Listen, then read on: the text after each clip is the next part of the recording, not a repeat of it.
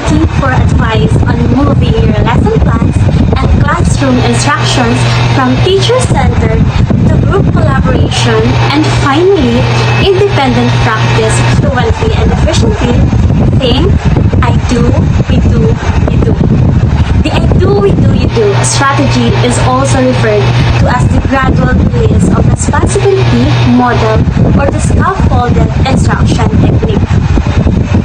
The gradual release of responsibility GRR model is a structured method of pedagogy centered on devolving responsibility within the learning process from the teacher to the learner.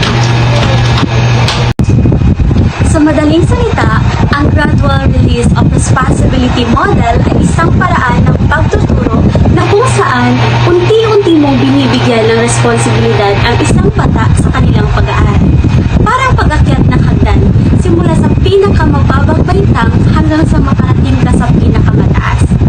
Ang modelo ay pinapakita sa pamamagitan ng dalawang tatsulok na magkatapat.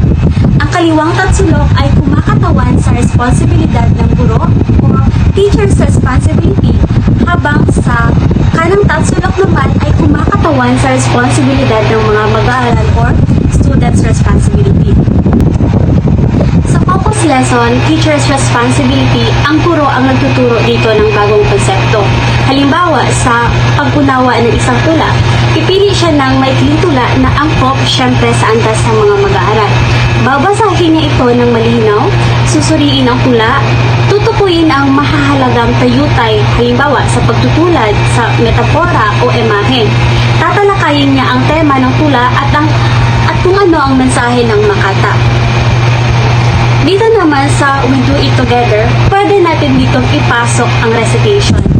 Teacher will ask and student will respond or answer.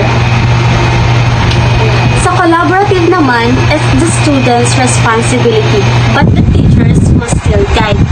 Pwedeng gawin dito yung groupings. Divide students into small group and assign each group a task. This time, you'll do it alone. Dito, gagawa na talaga kayo ng sarili ninyong tula. The GRR model shows that the learning is a process where the teacher starts by doing the most of the work and then students gradually take on more responsibility until they can do it on their own.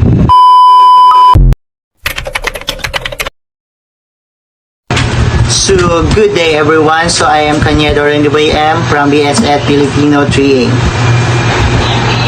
Ang konsepto ng gradual release of responsibility sa pagtuturo at pag-aaral ay matagal nang umiiral, ngunit sina Pearson at Galler ang nagbigay ng opisyal na pangalan sa konseptong GRR. Ang kanilang modelo na inspirasyon mula sa mga ideya ng Russian educator na si Lev Vygotsky ay naglalayong gabayan ang mga mag-aaral mula sa direktang pagtuturo at pagmomodelo patungo sa gabay ng pagsasanay at sa huli. Sa mga gawain, nagbibigay sa kanila ng pagkakataon maging malayang nag-aaral. Isa sa mga pangunahing elemento para sa tagumpay ng GRR model ay ang konsepto ng instructional scaffolding na nakabatay sa ideya ni Vygotsky tungkol sa zones of proximal development. Ang CPD ay tumutukoy ito sa agwat sa pagitan ng aktual na antas sa pag-unlad ng isang mag-aaral na natutukoy sa pamamagitan ng kanilang kakayahan sa malayang paglutas ng problema at ang potensyal ng antas ng pag-unlad sa pamamagitan ng paglutas ng problema sa ilalim ng gabay ng isang adulto o sa pakikipagtulungan sa mas mahusay na mga kapantay.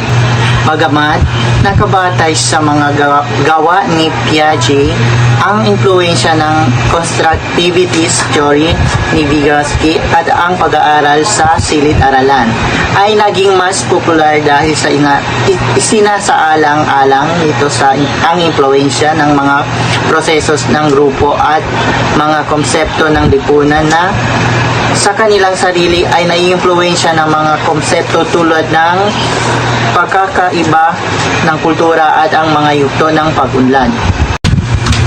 Ang GRR model ay nagbibigay diin sa pagtuturo na sumusuporta at nagtuturo sa mga mag-aaral upang maging mas mahusay maging mahusay ang kanilang pag-iisip at nag-aaral kapag umahawag ng mga gawain na hindi pa nila lubos na pinakadalupasan. Ito ay isang matagumpay na modelo at naidokumento bilang isang epektibong paraan para sa pagtuturo ng mas maraming paksa ang iba't ibang nilalaman mula sa paggamit sa pagsulat, pag-unawa sa pagbasa at sa mga kinalabasan sa pagbasa para sa mga mag-aaral ng Ingles na nag-aaral ng Ingles kung in person 2023.